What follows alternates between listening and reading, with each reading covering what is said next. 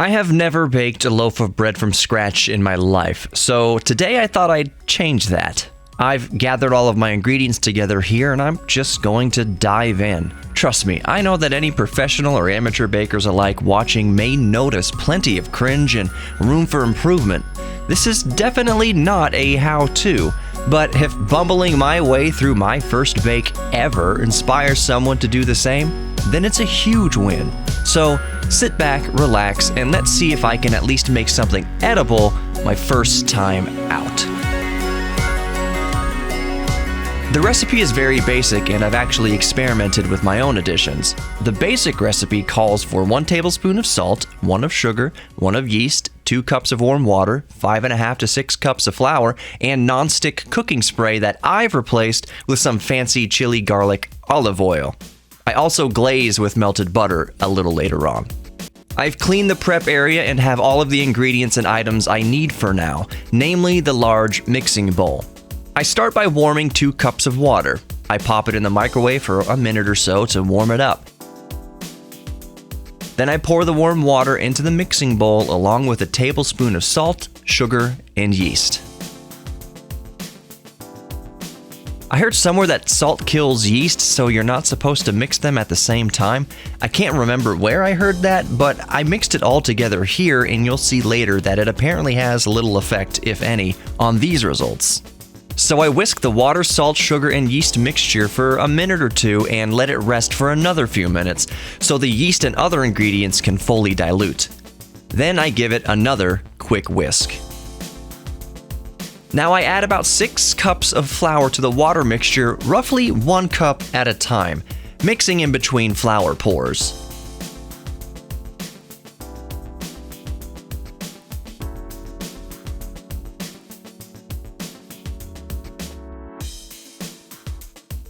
A few minutes later and the dough turns into, well, dough, and it becomes too thick to mix with a wooden spoon. This is the point where I begin kneading by hand, making sure to incorporate residual flour into the dough.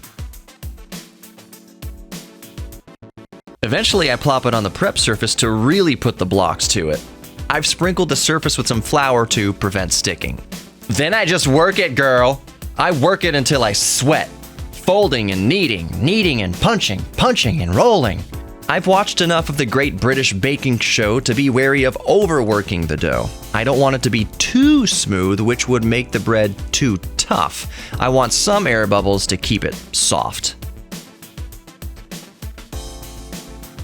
At this point, it's ready to proof. I prepare the mixing bowl by coating it with the chili garlic olive oil.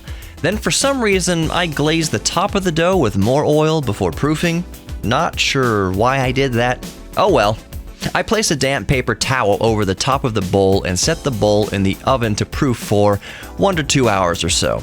Now the oven is off. I'm not sure if it should have been on low heat, but it was off and it didn't hurt anything. It was a warm day anyways. I wound up proofing it for 2 hours, during which time I recorded my radio show and sent the audio files off to the radio station. I'll link that specific episode in the video description. I believe I talked about baking, of course, smartphones, the Apple T2 chip hacking, and lithium batteries in EVs. Eventually, I come back to check the proofing and see the dough has roughly doubled in size. Looks good to me. Time for the next part. I cut the dough into 2 equal parts. I want to make an actual rectangular loaf and then a round loaf. The round loaf turns out quite unintentionally interesting, as you'll soon find out. For the rectangular loaf, I coat the pan with the olive oil, scour the bread, and glaze the top with the same olive oil. For the blob, I melt some butter and coat the round pan with the olive oil and butter. Trying things out. Then I glaze the blob with the rest of the melted butter. I should have mentioned that I've had the oven preheating to 500 degrees with a pan of water on the bottom rack. I then place both loaves in the oven at 500 degrees for 10 minutes, theory being that I'll blast them at 500 degrees for 10 minutes to get a crispier outer crust, then turn the oven down to 400 degrees for the remaining 25 to 35 minutes or so. Those temperatures in non-stars and stripes are 260 degrees and about 204 degrees science. I should have mentioned that at some point in the process, I opened a beer. It was delicious. While the bread was actually baking, I fixed the muffler on Rowdy. The right muffler was hanging, so I popped it back on the hanger and tightened up the mounting bolt.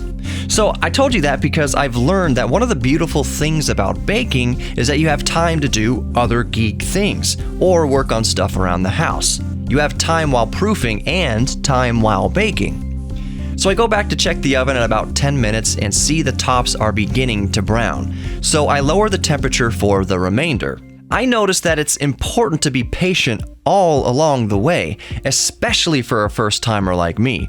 Yes, the dough is supposed to feel like that. Yes, it is supposed to be hard work to knead. Yes, it's supposed to proof longer than you think. And yes, it's supposed to bake longer than you might believe. I wanted to take it out as soon as it started turning golden brown, but if I did, it would have been raw in the middle. I love tinkering with things, whether it's an old computer, an old car, or anything really. Baking is tinkering, very much so. The worst that could happen is I mess up and learn valuable lessons that make the next bake better. Whether this comes out great or comes out terrible, I will be that much more knowledgeable and prepared the next time I tinker with baking. So, speaking of, let's see how it turned out. Bewilderingly, not bad at all. The blob unintentionally turned into a Goomba. I swear on my life that this was an accident. I mean, it really was an accident. I messed up the knead, which resulted in lamination between the dough. This made different layers bulge out past others. But looks are one thing. Taste is everything. Let's cut into both loaves and give it a taste. The dough inside is baked, but still feels a little more dense than I was aiming for. Maybe this is the way it's supposed to be? Just something to tinker with next time. But let's actually taste it. You know what?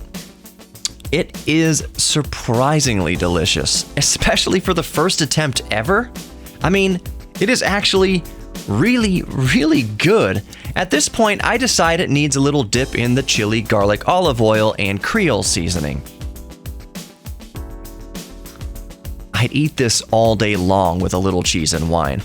Plus, it gets the official wife seal of approval. She's really the only judge whose consideration I value at all. Good job, babe. So, here we are. My first try ever, and it went really, really well. Plus, the best part is that I learned a lot that I can apply later. The only thing left to do is clean up and enjoy the fruits of my labor. Thanks for watching, everybody. Most importantly of all, know that each and every one of you is worthy of love. Giving love, receiving love, and just as critically, loving yourself. You are worthy of your own self-confidence, so if baking a simple loaf of bread helps you along the path, then I highly encourage you to give it a try.